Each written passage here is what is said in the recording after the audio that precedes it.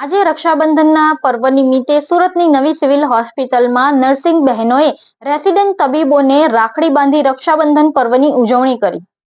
રક્ષાબંધનને ભાઈ બહેનના અતૂટ સ્નેહનો પર્વ કહેવાય છે। રક્ષાબંધનના દિવસે બહેન ભાઈના કાંધે રક્ષાસૂત્ર એટલે કે રાખડી બાંધી પોતાની રક્ષા કરવાનું વચન માંગે છે અને બહેન મીઠાઈ ખવડાવી ભાઈનું મીઠું મોઢું કરાવે છે તો ભાઈ પણ બહેનને ભેટ આપી તેની હર હંમેશ રક્ષા કરવાનું વચન આપે છે। એટલે રક્ષાબંધનનો પર્વ ભાઈ બહેન વચ્ચેના અતૂટ પ્રેમનો પર્વ કહેવાય છે। આ દિવસે કેટલીક સામાજિક સંસ્થાઓની બહેનો દ્વારા પોલીસ અધિકારી કર્મીઓને રાખડી બાંધવામાં આવે છે તો દૂર રહેતા ભાઈઓને કેટલીક બહેનો કુરિયર દ્વારા પોતાના ભાઈઓને રાખડી મોકલી ભાઈ બહેનના સંબંધના આ પર્વનું મહત્વ જાળવી રાખી રાખડી દ્વારા પોતાનો પ્રેમ વ્યક્ત કરે છે। ત્યારે રક્ષાબંધનના પર્વ નિમિત્તે સુરત નવી સિવિલ હોસ્પિટલમાં રક્ષાબંધનની ઉજવણી કરવામાં આવી હતી।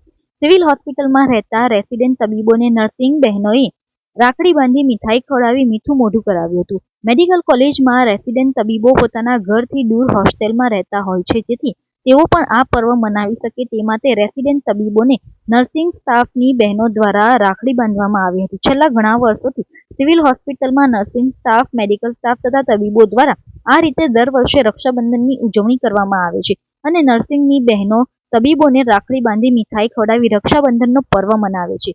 તો આ સાથે નર્સિંગ બહેનો દ્વારા દર્દીઓને પણ રાખડી બાંધવામાં આવે છે અને તેમના માટે પ્રાર્થના કરવામાં આવે છે કે દર્દીઓ જલ્દીથી સારા થાય। સમગ્ર વિશ્વની બહેનોને ખૂબ ખૂબ શુભેચ્છાઓ પાઠવું છું।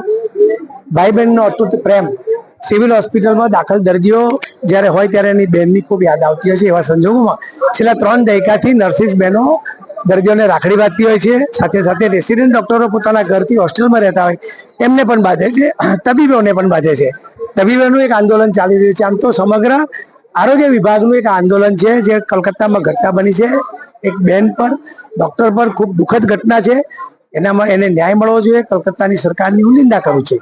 આજે રેસિડેન્ટ ડોક્ટરો પણ આંદોલન પર છે। કાળી પટ્ટી બાંધીને પોતે રાખડી બાંધી છે, ત્યારે નર્સિસ બહેનોએ તેને રાખડી બાંધી છે।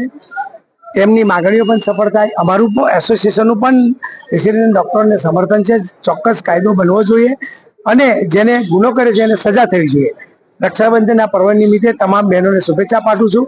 દર્દી જલ્દી વહેલા સાજા થઈને જાય અને પોતાના ભાઈની યાદ ના આવે એ માટે બહેનો હંમેશા નર્સિસ બહેનો વળમાં રાખડી બાંધે છે, આજે પણ બાંધશે અને આ રક્ષાબંધનના પર્વની ઉજવણી કરી રહ્યા છે। ભારત માતા કી જય, વંદે માતરમ।